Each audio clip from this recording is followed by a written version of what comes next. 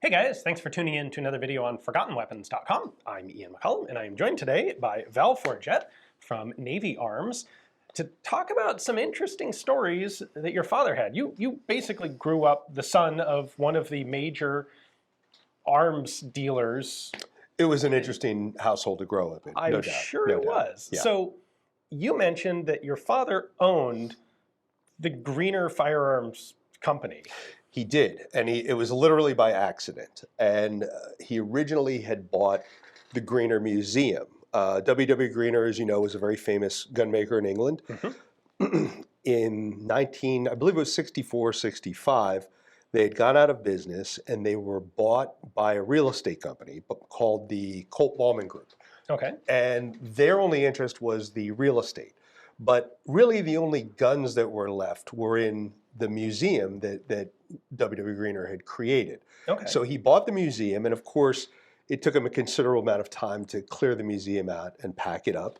And he eventually sold all the guns. That's an original catalog of it, showing all of the various guns that came out of the Greener Museum. The prices are hilarious. I'll have you take a look, by today's standards. Let me see here. Yeah, double barrel 16 bore pinfire for $75, this kind of thing. Okay. A Greener hammerless 375 flange nitro, $375. But one of the guns that he did keep was this gun here, which is very interesting as somebody who collects sniper rifles. That is a very unusual sort of setup there. That is an unusual 280 Ross rifle. And the story on this gun, which again is documented because it came directly out of the museum, there's folklore of World War I sniping that the British and the Germans traded rubber for optics, which is very well known, broken by the Swiss. Well, this rifle lends credence to that story in that this is a Zeiss Genoscope mounted on a Canadian Ross rifle. More importantly, this was used by Lieutenant William Greener, who was W.W. Greener's nephew. Wow. And this was set up at Greener's and inscribed, and if you can read that. Yeah, Lieutenant L. Greener, D Company, 1st of the 6th B. Warwick Regiment, 2nd South Mid something. So, but this was used by William Greener in World War I, and I forget exactly how many Germans he's documented to kill, but it's dozens and dozens. Wow. And fortunately, my father kept that gun, and it's something that I will keep to this day. That is a really interesting piece. Yeah. So how he wound up with Greener was my father was also the American agent for Webley and Scott. So just to back up for a moment, sure. I assume the company went out of business. Correct. And so, all of its assets go up for sale, and the museum as a separate entity, like, oh, well, this is going to be of interest to someone who deals in historic Correct. firearms. Because there was no finished inventory at Greener's when it went out of business. Like a lot of companies, they'd cycled down, they weren't paying their bills, and so weren't able to pay the workers to finish the guns off. So what my father did was he bought the museum. As he's packing it up, he hired the caretaker for Greener, a guy by the name of Mr. Bailey. Now, Mr. Bailey had been at Greener's for 19 years and 6 months, and he was getting fired or sacked, as they say in England, 6 months before he would get his pension. So in essence, this man worked his entire life and got no pension. So my father hired him, paid him well to help pack everything up. And the last night there, he took him to a very nice dinner where, as my father told me the story, after about 10 or 12 single malts, Mr. Bailey began to break down and cry, obviously losing his entire life's work. But my father said he brightened for a moment, and he looked up and he looked at my father and he said, "But they don't know about the letter of credit from the Burmese government." And of course, my father was a businessman, and his ears went like that. And he said, "Yeah." And he said, "What?"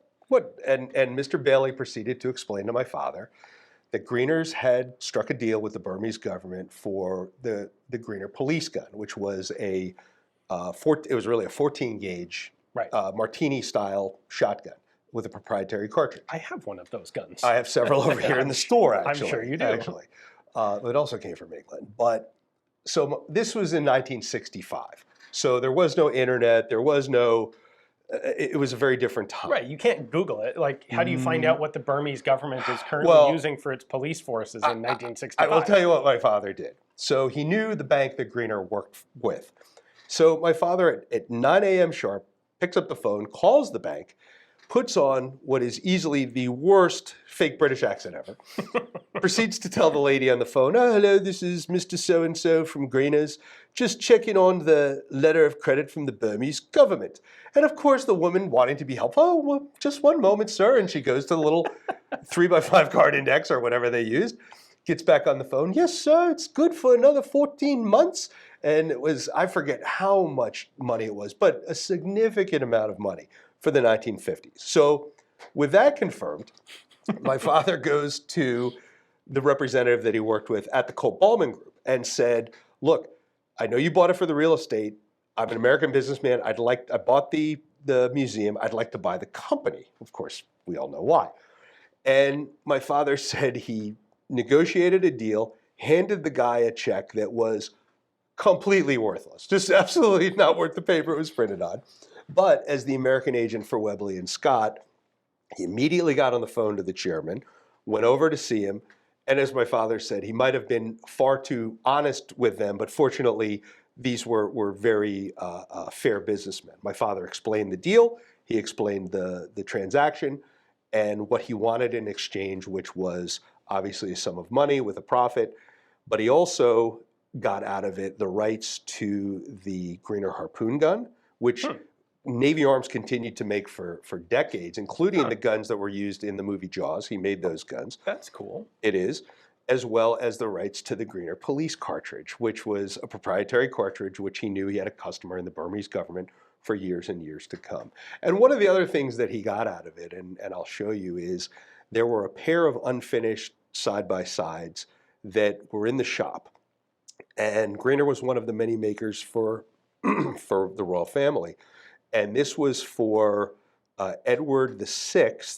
It was a pair of side-by-side shotguns, unfinished, and they were the backup guns. Because when you would make a gun for royalty, you would make a backup pair in case there was a problem in machining or forging or case hardening or whatever. So he had Webley and Scott finish those guns, and to this day I own those guns, and they are spectacular. But that's nice. But that's how he wound up owning Greener's for 5 days.